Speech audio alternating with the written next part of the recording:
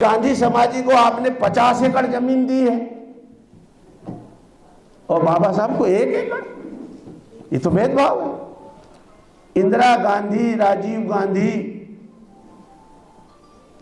चरण सिंह, अन्य नेताओं को, 1 दर्जन नेताओं को दिल्ली में 50 एकड़, 40 एकड़, 30 एकड़ जमीन दी गई। बाबा साहब को 1 एकड़। हम नहीं मानने वाले। हमने मुंबई में चैत्य भूमि के लिए हिंदू मील ले लिया है। हम दिल्ली में भी अगल बगल के 8 बंगले लेके रहेंगे। इसलिए हमने 6 दिसंबर को रैली बुलाई है दिल्ली में। बाबा साहब ने जो काम किया था कि 7,000 लगभग जातियां जो थी, 6,743 ये जो जातियां मनुवादियों ने, ब्राह्मणवादियों ने भारत में बनाई थी, उन जातियों को कम करने का बाबा साहब ने काम किया था। कॉन्स्टिट्यूशन में, संविधान में ये व्यवस्था की कि 15,000 शेड्यूल कास्ट की जातियों को बाबा साहब ने क्या लिखा, अनुसूचित जाति 1 बना दिया। वहीं से जाति तोड़ने का काम किया। शेड्यूल कास्ट 15,000 जातियां और 1,000 जातियां ट्राइबल की, आदिवासियों की, उनको लिख दिया एसटी, शेड्यूल ट्राइब। और लगभग 4,000 जातियां, सूरज मंडल जी बैठे, लगभग 3,500-4,000 जातियां, उनको बाबा साहब ने ओबीसी बना दिया। यानी 7,000 जातियों को बाबा साहब ने तोड़कर 3 जातियों में किया, एससी, एसटी, ओबीसी। लेकिन ये 10 लाख जो संगठन भारत में रजिस्टर्ड है, और दिल्ली में जो बाबा साहब के नाम पर, बुद्ध के नाम पर और जातिगत नाम पर हर मोहल्ले में वाल्मीकि और जाटव महासभा के राष्ट्रीय अध्यक्ष, प्रांतीय अध्यक्ष आपको मिलेंगे। 50,000 संगठन केवल दिल्ली देश के प्रदेश में है। हिंदू गीता, रामायण, पुराण से चलता है। हिंदू गीता, रामायण, पुराण से चलता है। सिख गुरु ग्रंथ, ईसाई बाइबल और मुस्लिम कुरान से चलता है। मगर हमारा पूरा का पूरा देश और भारत बाबा साहब अम्बेडकर के संविधान से चलता है।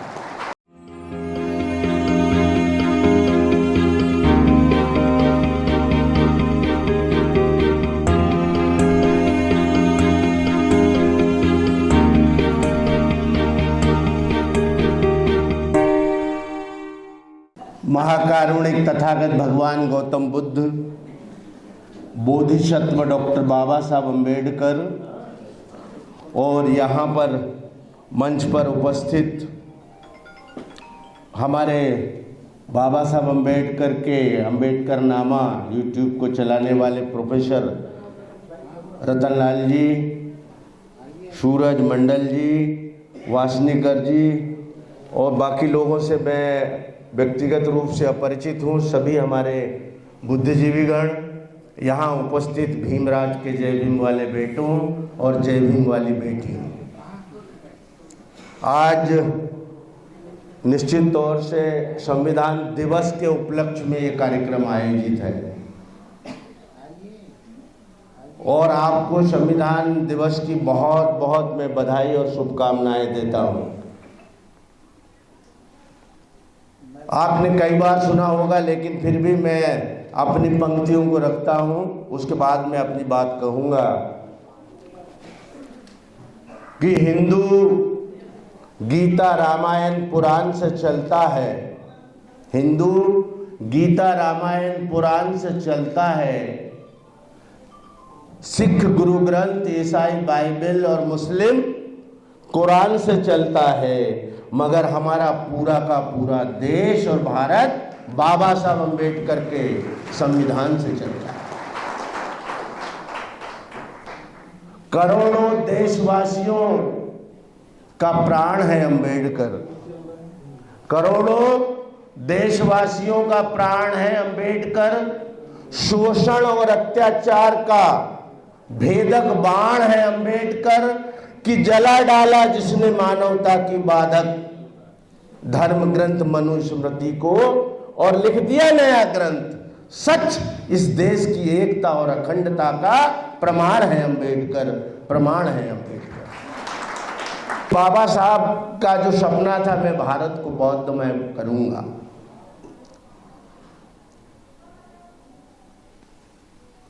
लेकिन अब उसको बौद्धमय करने की दिशा में हमारे बड़े बड़े नेता जो बड़े बड़े भाषण मंचों पर, सभाओं में, क्या वो बौद्ध बने? उनका क्या योगदान बौद्ध धर्म? अभी दीक्षा हुई दिल्ली में, 22 प्रतिज्ञाओं को लेकर बड़ा विवाद हुआ। अभी मैं मुंबई में भी मेरी प्रेस वार्ता थी, बेंगलोर में भी थी, नागपुर में भी थी। मीडिया के लोगों ने, पत्रकारों ने मुझसे सवाल पूछा, क्या आप इस पे कहना चाहें? हमारा सीधा साधा सा जवाब है, हम किसी विवाद में नहीं पड़ना चाहते। हमने कहा कि जब से बाबा साहब अम्बेडकर ने 14 अक्टूबर 1956 को हमें बौद्ध धर्म की दीक्षा दी, उसके बाद 15 अक्टूबर को चंद्रपुर में दीक्षा दी, तब से लेके आज तक रोज प्रतिदिन हमारे यहाँ 22 प्रतिज्ञाएं होती हैं, दीक्षा के कार्यक्रम होते हैं। हम किसी के ब्रह्मा विष्णु राम कृष्ण इनको गालियां नहीं देते, हम उनका अपमान भी नहीं करते हैं। हम प्रतिज्ञाओं में ये कहते हैं कि जो हम मानते थे आज तक, उसको हम छोड़ रहे हैं, उनको नहीं मानेंगे। भाई इतनी सी बात है, इसमें विवाद करना और मंत्री का, राजेंद्र पाल गौतम का इस्तीफा लेना, ये ठीक बात नहीं। केजरीवाल जी बाबा साहब का फोटो लगाने लगे, बहन जी से उन्हें फोटो चुरा लिया और उन्होंने मंत्री का इस्तीफा ले लिया, वो कहीं से भी। और जहां 26 अलीपुर बाबा साहब का जो बंगला था, जहां मृत्यु हुई, जहां रहते थे, उसका मैं चेयरमैन हूं। हमारी सभा में 1-2 बार केजरीवाल जी भी आए, क्योंकि उन्हीं के बंगले के पास हमारी सभा होती है, रैली होती है। वो जो बंगले में केजरीवाल रहते हैं, मैं आज इस मंच पे रतनलाल जी आपको बताना चाहता हूं, केजरीवाल ने तो घोषणा की थी कि मैं राजनीति में आऊंगा, मुख्यमंत्री बनूंगा, तो कभी मैं सरकारी बंगले में नहीं रहूंगा, ये तामझाम मुझे पसंद नहीं है। लेकिन वो जो बंगला है, पिछले 20 साल से उस बंगले को बाबा साहब की स्मारक के अलॉटमेंट के लिए लिखा गया। हमने केजरीवाल जी से कहा कि भारत की सरकार ने दिल्ली सरकार को वो बंगला बाबा साहब की महापरिनिर्वाण भूमि को देने के लिए कहा है, आप इसको अलॉट करिए, खाली करिए, आपको बहुत से बंगले मिल जाएंगे। केजरीवाल जी ने मेरे भाषण के बाद कहा कि गजभिये जी, बाबा साहब पे ऐसे लाखों बंगले कुर्बान, लेकिन 5 साल हो गए बंगले पे वो खाली नहीं किया, अभी तक खाली नहीं किया, फिर बाबा साहब की फोटो लगाते हैं। इस बात को समझना पड़े, ये विडंबना ही थी। अब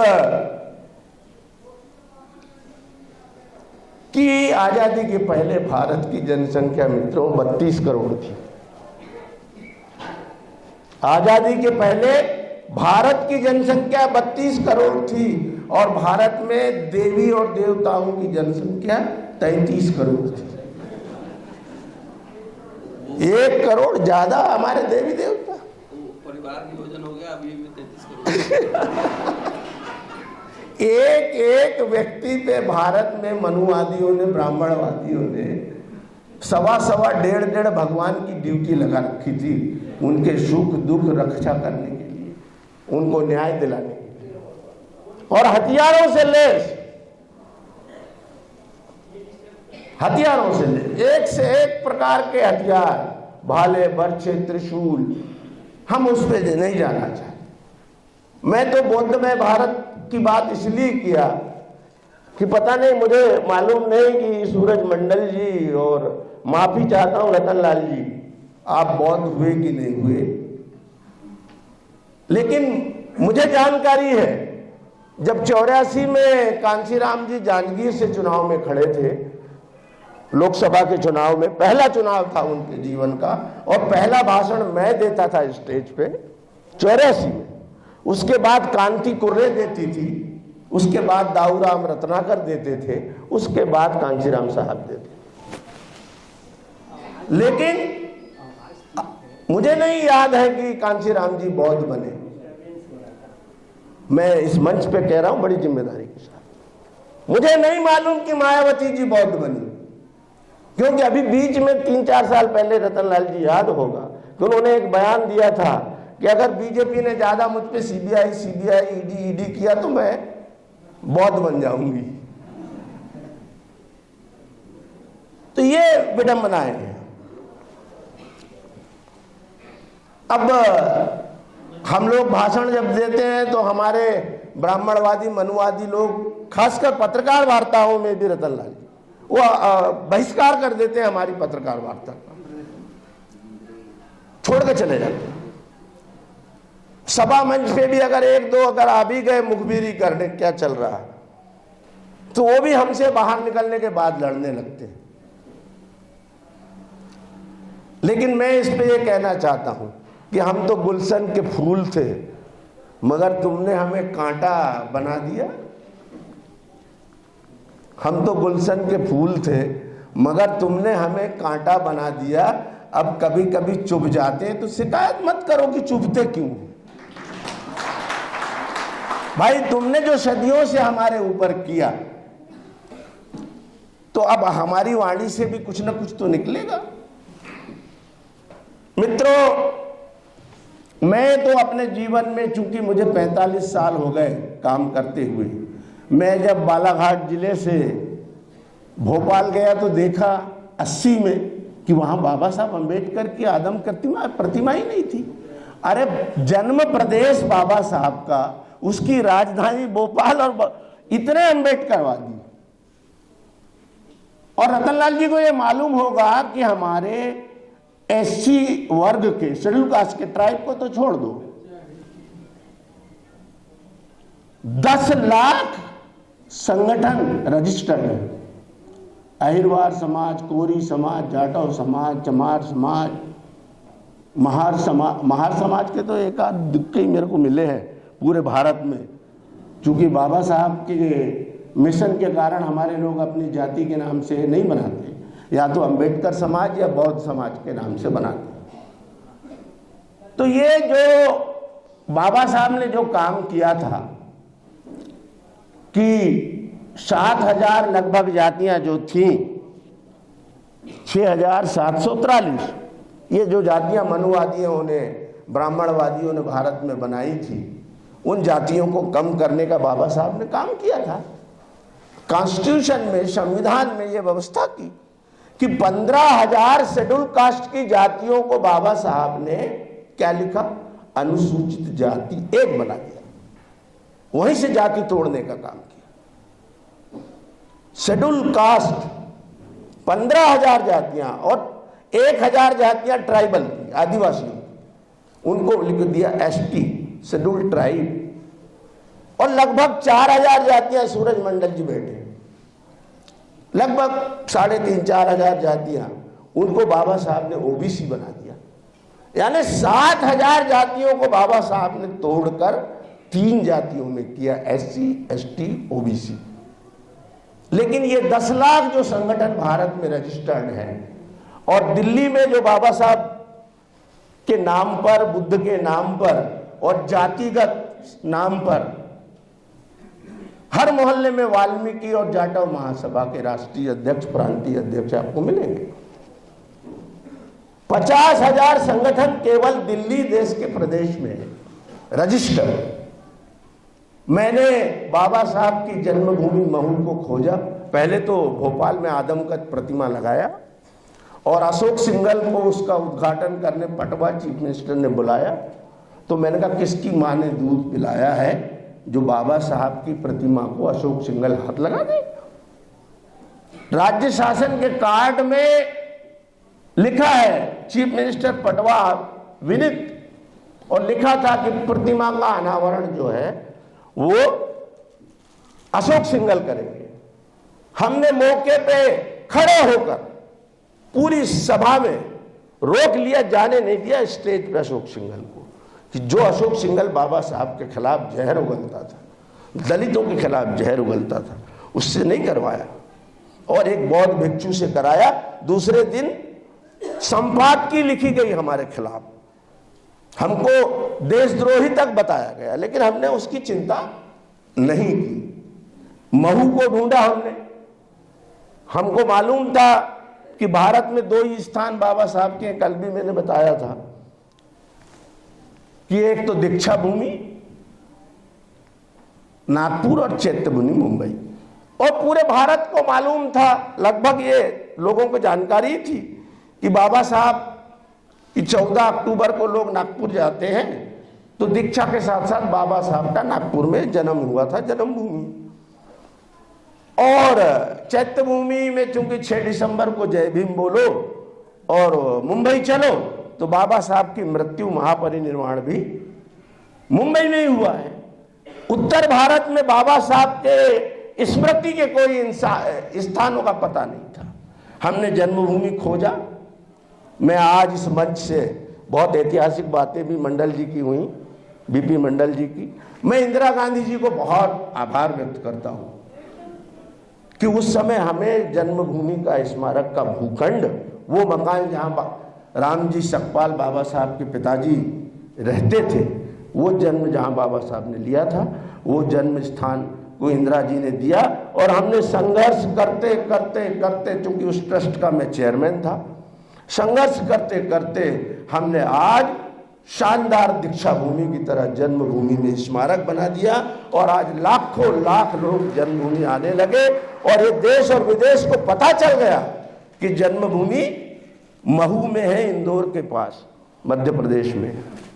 अब तो छत्तीसगढ़ वाले अभी अलग हुए हैं, बाकी तो आपका ही प्रदेश था मध्य प्रदेश।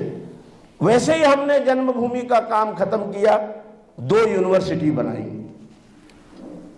जब मराठवाड़ा विद्यापीठ का आंदोलन चल रहा था, वो प्रोफेसर जोगेंद्र कवाड़े लॉन्ग मार्च कर रहे थे, तो हम लोग अंबेडकर यूनिवर्सिटी के लिए महू में लड़ाई लड़ रहे थे। हमने आज इस मंच से अर्जुन सिंह जी के भी बड़े आभारी कि उन्होंने अंबेडकर संस्थान बनाया महू में, हमारे आग्रह पर, हमारे प्रस्तुत पर, और यूनिवर्सिटी बनी। तो रतनलाल जी, उस यूनिवर्सिटी का ऑब्जेक्टिव और एक्ट बनाने वाला मैं हूं, मेरे साथ professor Sukhdev Thorat, professor Tulsiram JNU के, और प्रोफेसर नंदूराम, और प्रोफेसर बीएस निगम जो माखनलाल चतुर्वेदी के प्रोफेसर थे। हम लोगों ने अंबेडकर यूनिवर्सिटी बनाई। उसके बाद बुद्धिस्ट यूनिवर्सिटी बनाई सांची में। बाद में उसको उन्होंने और भी उसमें आरएसएस के लोगों ने कुछ बदलाव किया, जिसका हम विरोध करते हैं।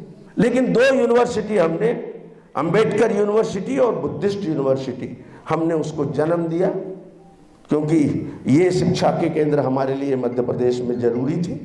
फिर हमने दिल्ली की तरफ कूच किया। तो दिल्ली की पहली बैठक हमने रामविलास पासवान जी के यहाँ की। और बता दूं मित्रों, जब विश्वनाथ प्रताप सिंह जी का यहाँ स्मरण हुआ है, मैं उनका आभार व्यक्त करता हूँ कि 90 में जब उन्होंने बाबा साहब के जन्म शती को 100 साल पूरे हुए, तो जन्म शताब्दी का वर्ष उन्होंने मनाने की घोषणा की। बाबा साहब अम्बेडकर को भारत रत्न दिया विश्वनाथ प्रताप सिंह ने। आप जोरदार तालियां बजाकर उनका स्वागत। और इसके साथ ही विश्वनाथ प्रताप सिंह ने अम्बेडकर फाउंडेशन भारत सरकार में बनाने की घोषणा की, जिसमें उस समय मुझे लिया अम्बेडकर फाउंडेशन में मेंबर ऑफ डायरेक्टर, और नानक चंद रत्तू, जिनकी गोद में बाबा साहब की मृत्यु हुई थी, नानक चंद रत्तू जी को मेरे साथ लिया, और शंकरानंद शास्त्री और सुवर्णलाल शास्त्री, इनको उस अम्बेडकर फाउंडेशन में लिया। मैं नानक चंद रत्तू के यहाँ कई बार भोजन करने जाता था। मैंने पूछा कि रत्तू जी, बाबा साहब का वो बंगला कहाँ है जहाँ आपकी गोद में बाबा साहब ने अंतिम सांस ली? वो एक दिन मैं उनको लेके गया 26 अलीपुर रोड, जो दिल्ली विधानसभा के सामने दिल्ली में स्थित। उस बंगले में गए तो जिंदल उद्योगपति का बोर्ड टंगा हुआ था। उसको लेने की प्रक्रिया की। विश्वनाथ प्रताप सिंह जी ने हमारे प्रस्ताव को मंजूरी दी। 7 करोड़ रुपए रामविलास पासवान जी ने मंजूर किए, लेकिन वो काम अधूरा रह गया। हम कितनी भी आलोचना करें, लेकिन इस मंच पे मैं अटल बिहारी वाजपेयी जी की को भी धन्यवाद देता हूं कि हम देश के 20 नेता चुनिंदा अटल जी से मिले और हमने कहा साहब ये 7 करोड़ रुपए मंजूर है और वो 16 करोड़ मांग रहा है जिंदल कोठी खाली करने के लिए और एक प्लाट भी मांग रहा है बंगला बनाने के लिए, तब खाली करेगा शर्त। आगे मिला हाँ, अटल जी ने फौरन हमारी मांग मंजूर की और वो बंगला हमें अलाट कर दिया। हम अटल जी के भी आज आभार व्यक्त करते हैं। जैसा इंदिरा जी का किया अटल जी का भी करते हैं। हमको अपने काम से मतलब साहब। मैंने कल भी कहा था कि ये तो राजनीति है, हमको तो तजुर्बा है, मैं तो 4 बार कैबिनेट मिनिस्टर रहा, तो मुझे इस बात का तजुर्बा भी है और अभी घटनाएं भी बताती हैं कि हमारे लोग किसी भी पार्टी में काम करें लेकिन आपस में रंजिश ना रखें। बहुजन में काम करें, समाजवादी में काम करें, रिपब्लिकन में काम करें, कांग्रेस में काम करें, बीजेपी में काम करें, हमारे रोकने से वो रुकने वाले भी नहीं हैं, क्योंकि बाबा साहब का प्रताप है सत्ता में भागीदारी, सत्ता में कब्जा करो। तो वो ऐसा उबाल आया है, ऐसी महत्वाकांक्षी जागी है कि लोग जहां जहां पद मिला, जहां जगह मिली बस वहीं घुस गए। लेकिन दुख इस बात का है, मैंने कल भी कहा था, आज भी कह रहा हूं, यहां जो भी बैठे होंगे राजनीतिक दलों से जुड़े हुए लोग जो भी बैठे होंगे, क्या प्राथमिकता क्या है? बहुत सारे नेताओं ने और मंत्रियों ने मुझे कहा कि साहब पार्टी हमारे लिए मां है। जब बाबा साहब का काम लेके जाते हैं हम, दलितों का काम लेके जाते हैं हम, तो बोलते हैं पार्टी हमारे लिए मां है और हमारा मुख्यमंत्री, प्रधानमंत्री, हमारा नेता हमारे लिए बाप है। अरे भाई, हमारा ये कहना है कि समाज तुम्हारा मां है और डॉक्टर अंबेडकर तुम्हारा बाप है, इस बात को ध्यान में रखना किसी भी पार्टी में। लेकिन आज पूरे देश में हमारे ही समाज के लोग पार्टी को मां समझने लगे, ज्यादा प्राथमिकता देने लगे, समाज को कम देने लगे और बाबा साहब को बाप कहने के बजाय पार्टी के नेता को अपना बाप समझने लगे, चरण वंदन करने लगे, चाटुकार बनने लगे, तलवे चाटने लगे। इससे बाबा साहब का मिशन आगे बढ़ने वाला है। मित्रों में कह रहा है, फिर हमने नागपुर में रेल रोकी 26 अलीपुर के बंगले में स्मारक बनाने के लिए और 8 बंगले अगल बगल के लेने के लिए और उसको राजघाट जैसा दर्जा देने के लिए। नागपुर में रेल रोकी तो हमें मनमोहन सिंह जी ने बुलाया चर्चा के लिए। हम बड़े बड़े नेता चरणजीत अटवाल, उदित राज, सत्यनारायण जटिया, मैं चेयरमैन होने के नाते हम मनमोहन सिंह जी से मिले। उन्होंने तत्कालीन मंत्री सामाजिक न्याय मुकुल वासनिक जी को भी बुलाया और हमारे सामने डांट लगाई कि मुकुल वासनिक जी आप भी महार समाज से आते हैं और ये बाबा साहब का दिल्ली में स्मारक बनना है और ये लोग रेल रोक दिए हैं नागपुर में, आपके होते हुए ये ऐसा क्यों हो रहा है? तो मैंने कहा साहब अब आपको कथा मालूम नहीं कि भंडारा का जो चुनाव था जहां बाबा साहब लड़े थे, तो मुकुल वासनिक जी के पिताजी बाबा साहब के खिलाफ बोरकर जी के चुनाव संचालक थे। मैं आपको ये बताना इतिहास है। बाल किशन वासनिक, मुकुल वासनिक के पिताजी का, भाऊराव बोरकर के चुनाव संचालक। खैर जद्दोजहद हमारी चलते रही और 2018 को हमने संविधान की खुली किताब जैसा 130 करोड़ों का स्मारक दिल्ली में बनाकर तैयार कर दिया और उद्घाटन उसका हो गया, लोग दर्शन करने जाए। उत्तर भारत में हमने जन्मभूमि महू और महापरिनिर्वाण भूमि दिल्ली, ये 2 स्थान हमने बना दिए। हमने मैंने लगभग 18 प्रांतों का दौरा कर लिया है। 6 दिसंबर को हमारी बहुत बड़ी रैली है दिल्ली में। हमारी 4-5 मांगे हैं। एक तो है कि बाबा साहब के स्मारक को राजघाट गांधी समाधि जैसा सर्वोच्च सम्मान का दर्जा दे। क्यों दे? महात्मा गांधी को राष्ट्रपिता मानकर भारत की सरकार ने 2 कानून संसद से पास किए हैं, 1951 और 1958। उसमें यह प्रावधान है कि गांधी जी के जन्मदिन और गांधी जी के मरण दिन पर प्रधानमंत्री राष्ट्रपति भारत के वहां भजन कीर्तन करने जाएंगे, ये मैंडेटरी। और दूसरा है कि विदेश के दुनिया के जो भी राष्ट्रपति प्रधानमंत्री राजनयिक दिल्ली या इंडिया आएंगे तो गांधी समाधि पे पुष्प चक्र चढ़ाने जाएंगे। हमारा कहना है कि गांधी जी को राष्ट्रपिता मानकर केंद्र की सरकार ने राजघाट को यह सर्वोच्च सम्मान दिया है, तो वैसा ही प्रावधान और दर्जा बाबा साहब को संविधान पिता मानकर देना चाहिए। भारत के प्रधानमंत्री और राष्ट्रपति को, विदेश से आने वाले राष्ट्रपति प्रधानमंत्री को बाबा साहब के उस महापरिनिर्वाण स्थल पर उस प्रावधान के तहत जाना। नेल्सन अपने ओबामा जी जब भारत आए, हमने मेल किया उनको कि आप इंडिया आ रहे हैं, दिल्ली भी आ रहे हैं, विभिन्न जगह जा रहे हैं, तो बाबा साहब के महापरिनिर्वाण भूमि पर भी आइए। तो उन्होंने कहा कि इसका तो हमारे जो प्रोग्राम है हमने पता किया, आपका मेल हमने देखा, हमको जो रिप्लाई आया कि वो ना पर्यटन सूची में, ना उसकी कोई हिस्ट्री 26 अलीपुर रोड की, और ना ही उसको कोई हमें भारत सरकार की तरफ से वहां जाने के लिए कहा जा रहा, तो इसलिए हम नहीं आ सकते। मैं उस बात को बता रहा था कि जब मेरी रामविलास पासवान जी की बैठक हुई, सभी दल के दलित नेताओं को बुलाया, रामविलास पासवान जी ने कहा कि गजबे साहब कहाँ आप लगे हो सारे पार्टी के नेताओं को बुला के, ये तो तराजू में मेंढक तौलने की जैसे, एक को रखेंगे दूसरा उतरेगा भागेगा। तराजू में मेंढक तौलने जैसे दलितों को इकट्ठा करने की बात मेरे से रामविलास पासवान जी ने कही। हमने कहा हम बड़ा पल्ला बना देंगे और उसमें हमारे समाज को इकट्ठा करेंगे। खैर हमने वो लड़ाई जीती। तो राजघाट जैसा दर्जा मिलना चाहिए।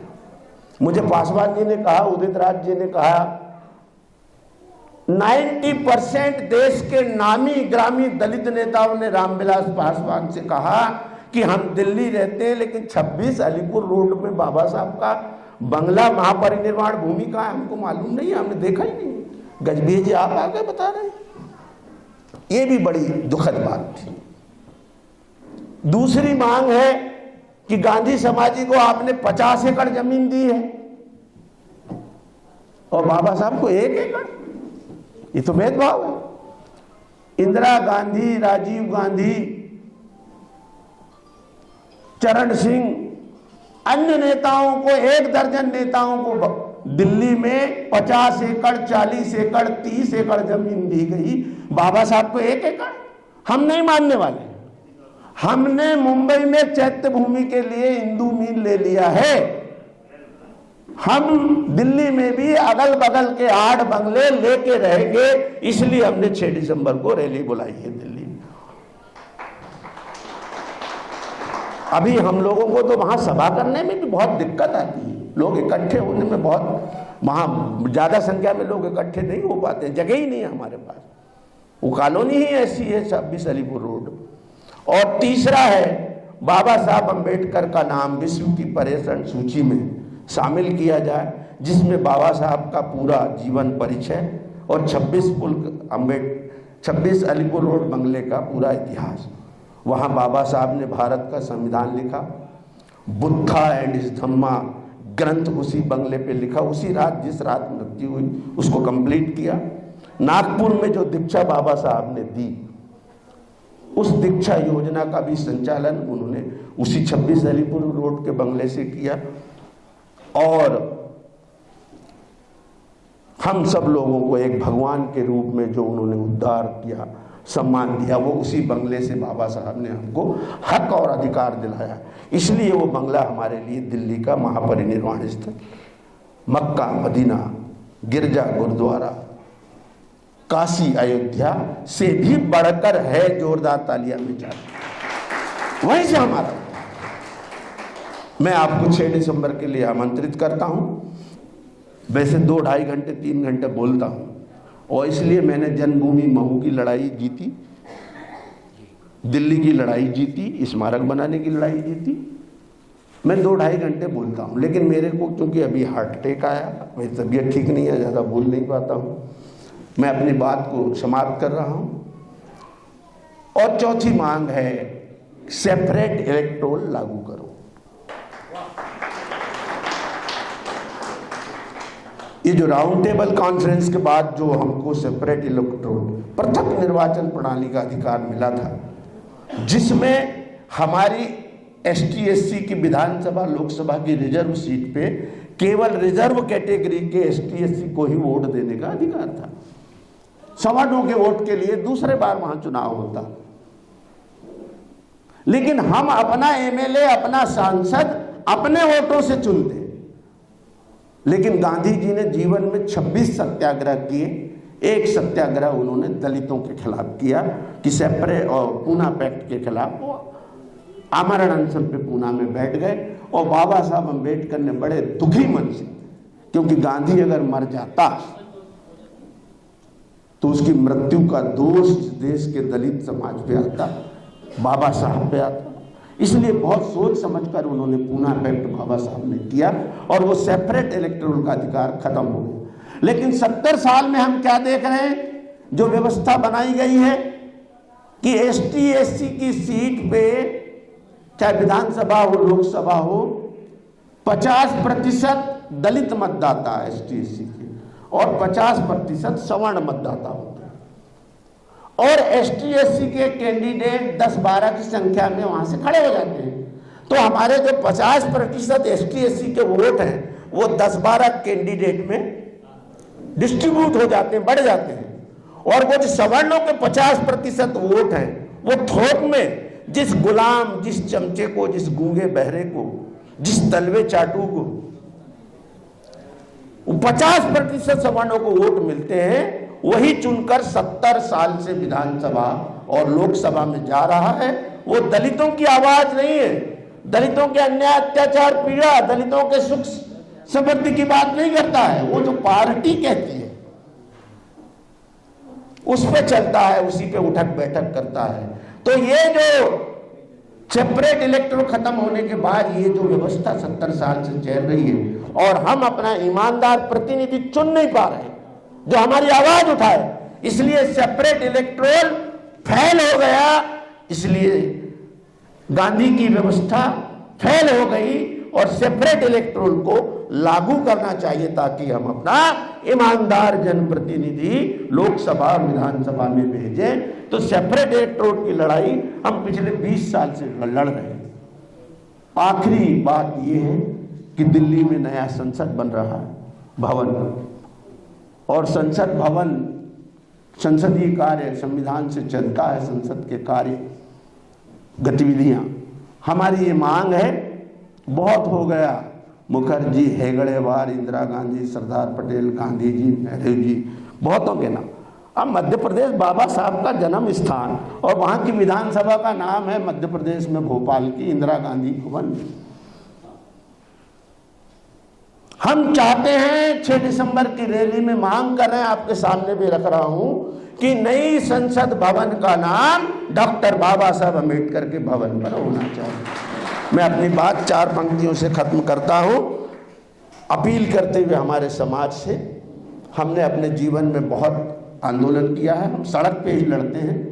ये दुर्भाग्य से हमारे समाज में पैदा हो एक परंपरा बन गई है कि हम हमारे घर में फूले, अंबेडकर, पेरियार, कांसीराम पैदा नहीं होने देंगे। हमने कसम खा ली हमारे घर में जो है वो होगा प्रोफेसर, बुरा मत मानना, इंजीनियर, डॉक्टर, आर्किटेक्ट, वकील, मजिस्ट्रेट। हम नौकर, गुलाम ये बनाने का काम कर रहे हैं। नेता ना मानने को तैयार है दलितों को, जो भी गिने चुने उंगलियों पे हैं, ना नेता बनाने का काम कर रहे हैं। हमारे यहाँ बिल्कुल फूले, अंबेडकर, बुद्ध, कांसीराम पैदा नहीं होना चाहिए, इंजीनियर, डॉक्टर, प्रोफेसर पैदा होना चाहिए। तो ये जो परंपरा है, हम जो तकलीफ झेल रहे हैं काम करते करते 40-45 सालों से, कि हमको हमारे समाज में अच्छा नेतृत्व भी, पढ़ा लिखा नेतृत्व भी पैदा करना चाहिए। केवल गुलाम बनाने से ऐसी बहुत सी घटनाएं मेरे जीवन में आई है, मैं बताना नहीं चाहता, अपनी बात को विराम देता हूं कि बदल डालो ये आदत परिवर्तन चाहने वालों, बदल डालो ये आदत परिवर्तन चाहने वालों, होश में अब तो आओ नींद में सोने वालों, जागो संभलो निकलो अब इस जाल से, कुछ करने की भी ठानो क्यों पड़े बेहाल से, अरे तुम भी तो इंसान हो दलितों, तुमको भी अधिकार है, इतना भी ना समझो तो जीना भी धिक्कार है कि गिरा दो वो दीवारें जो तुम्हें मिलने नहीं देती, और तोड़ दो ऐसी बेड़ियां जो तुम्हें चलने नहीं देती। जय भीम जय भारत।